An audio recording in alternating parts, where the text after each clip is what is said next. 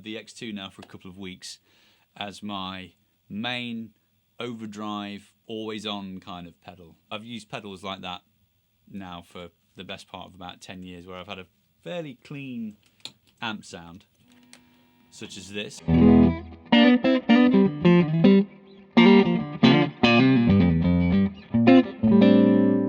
then I'll put something in front of it, mainly to interact with my guitar pickups.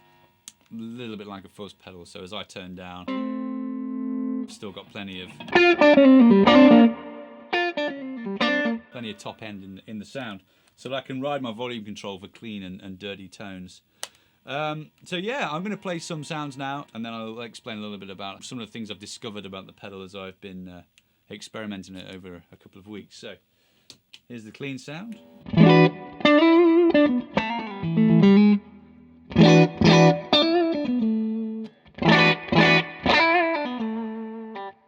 And then with the pedal on.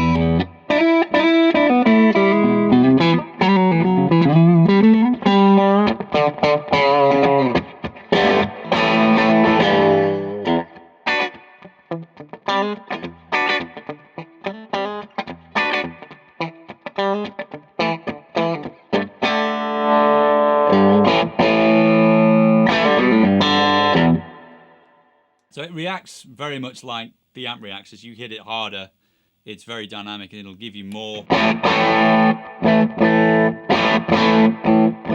So it's almost like, to me anyway, not having a pedal in the chain, it's very much like it just kind of shapes my sound. So it's a bit more direct. The voice of the guitar comes through, which I find really useful, obviously for playing in a live context rather than just in this environment.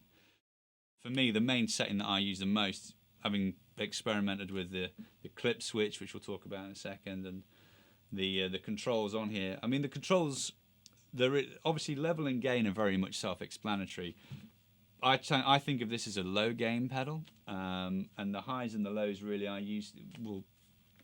all very usable, even in their most extreme settings. Certainly the lows, you can pretty much max that out, like on a neck pickup on this type.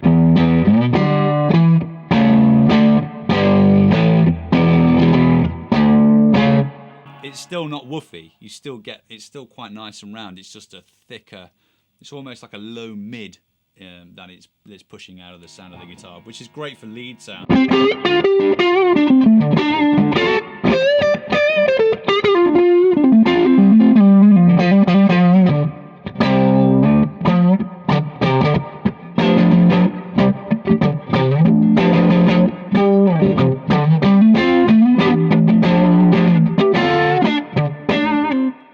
And then again, you wind that all the way off. Really cool, like fun kind of transistory sort of, real funky.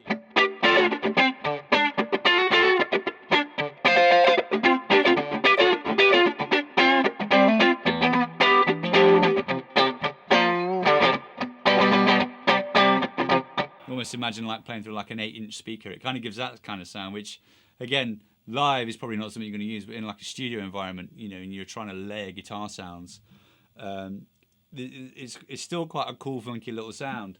So back at home when I've been messing around with this, I've been using that quite a lot. I kind of like it around there, and then with the highs, again, it's still bright enough to be fair. With the highs off, you get this lovely middle.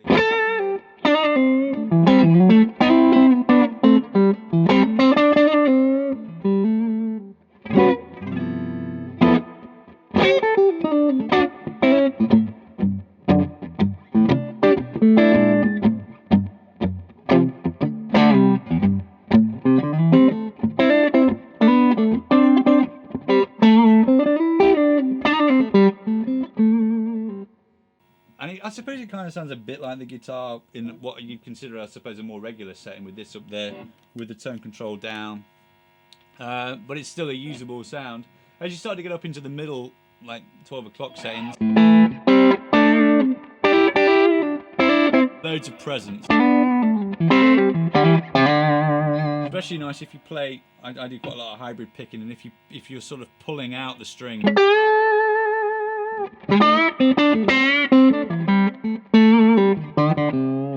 it brings that skin sound out. But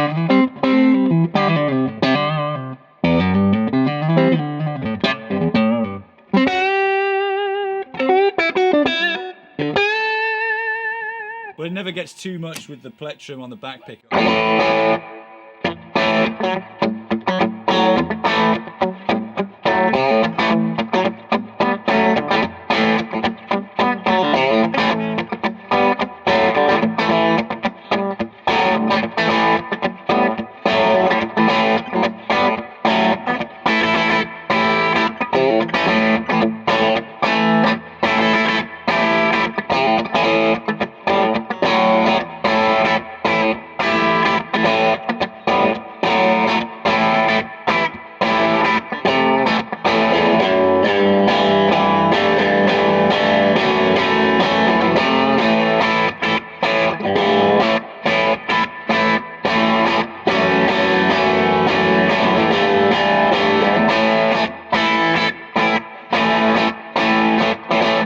Not much dilly-dallying around with the settings. It's almost everything at noon.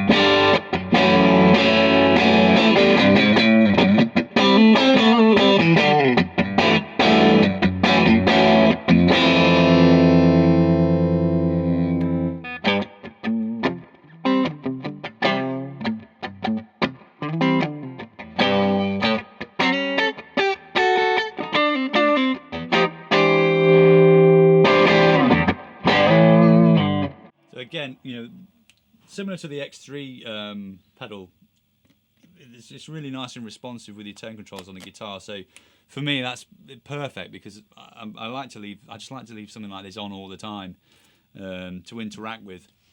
Up in the higher registers, again, you can kind of get some really wild sounds, especially with the gain down. So.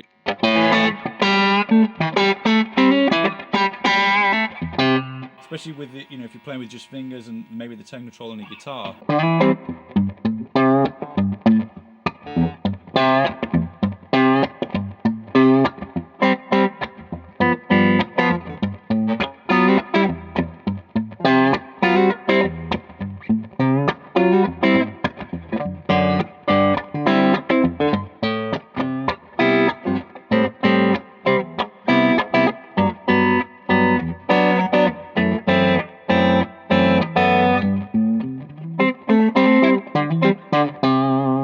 So, although it's not something that you would maybe as an always-on sound, with the highs all the way up to the top, I mean, although it does sound really cool, sort of in your in-betweeny.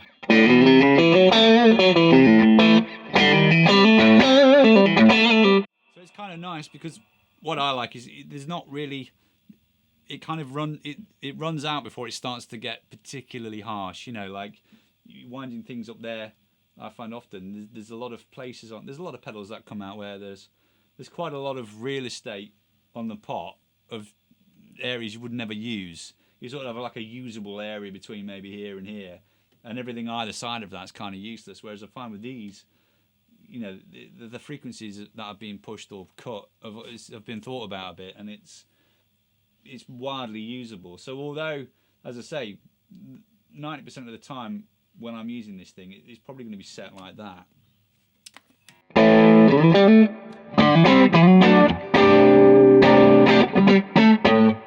And then I'll add a drive after that for a boost and a fuzz in front of it for fuzz mayhem. I don't think this has really been designed for mega mega gain, but you can push it pretty hard. I find if you do bringing the highs back helps things a little bit, but you get some great sustain. We